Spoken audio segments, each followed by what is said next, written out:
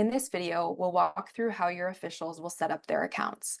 We'll walk through how your officials will log in, how they'll update their profile information, update their availability, and if your site is using direct deposit, we'll also talk through how they can add their W-9 and bank account information to their Assignr account. First, we'll talk about how your officials can log in. Assuming that you imported your officials into your site and you sent them new account emails, then they're going to receive an email to their inbox alerting them that they have a new account with Assignr. The email will look something like this, and they'll be prompted to select this choose a password button and then set a password so that they can log in with that password moving forward. If an official is part of more than one site, the system will prompt them to add their new account with you to their existing login. They'll then be able to toggle back and forth between their sites from the upper right-hand corner of their screen like you can see here. They'll see this little switch to option where they can switch to the various sites that they're a part of. Once an official is logged in, they'll want to double check or finish filling out their profile information. Assignr does require certain profile information be filled out for certain officials, so if there's missing information from those fields, then the system will automatically prompt them to fill those fields in first thing.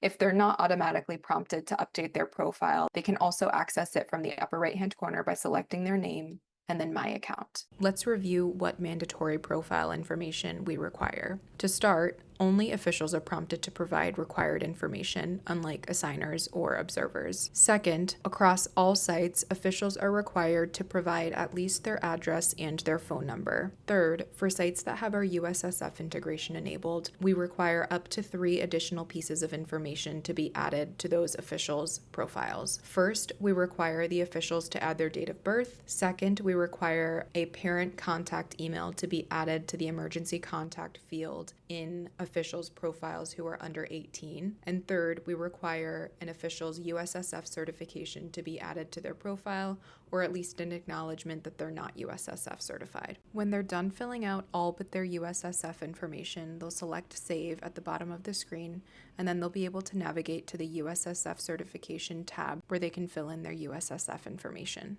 They'll be able to say if they have a USSF ID or not. They can look up their USSF registration information through a few different ways. They can select the way that they prefer and then select search to find their ID number. Once an official has updated their profile information, they'll want to move forward with updating their availability calendar. This is the calendar that lets you as their assigner know when they're available to work games or not. To update their availability, they'll want to select availability on the left-hand side. Here you can see what a typical availability calendar looks like. A few notes on how availability works. First, the system defaults to assuming officials are not available until they mark themselves as available. Second, you can see we have a few different symbols to indicate different types of availability.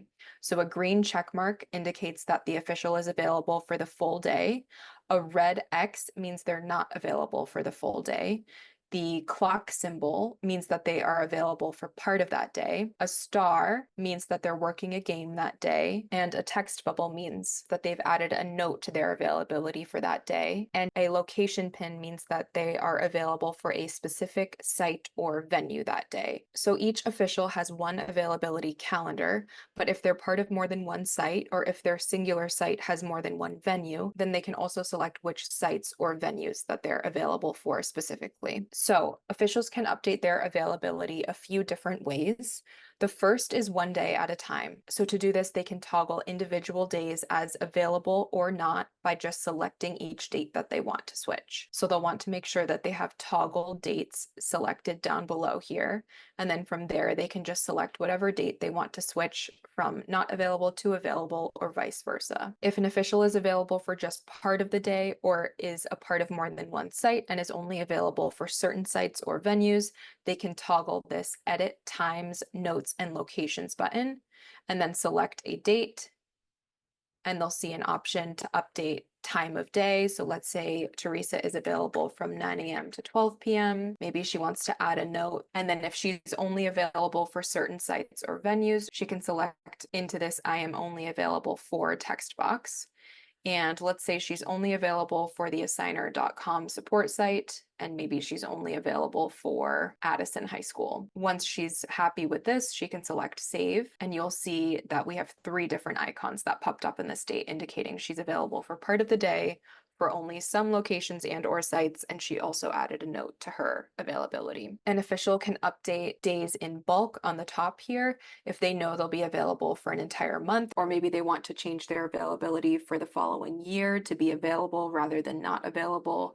They can do that by selecting the date range they want to change, selecting if they want to be available all day versus a specific time range, and then again, they can add a note or determine which sites or venues they'll be available for, and then select save. If they know they'll only be available for specific days, let's say they're only available on Saturdays and Sundays, then they can also select those and input the correct date range, again, time of day, note, and sites if that's applicable, and select save. Last but not least, they can enter a date range indicating they're not available for those dates, and this would be across all sites and venues. We're logged in here on the website, but this also functions similarly on our mobile app if they prefer to access Assignr on the go. Once an official updates their availability, if their site is not using Assignr to pay them through direct deposit, then they're really ready to be assigned to games. If an official will be paid by Assignr through direct deposit, then they'll also want to add their W-9 and bank account information to their account. This is how we'll be able to pay them and how we'll be able to e-file your 1099s for you at year end. So to do this, they'll notice a financials menu on the left-hand side. They can select that and then select My W-9/1099s.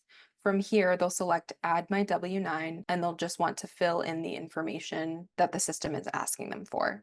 So their name, address, and their social security number or EIN. Lastly, they'll sign and then select Save W-9.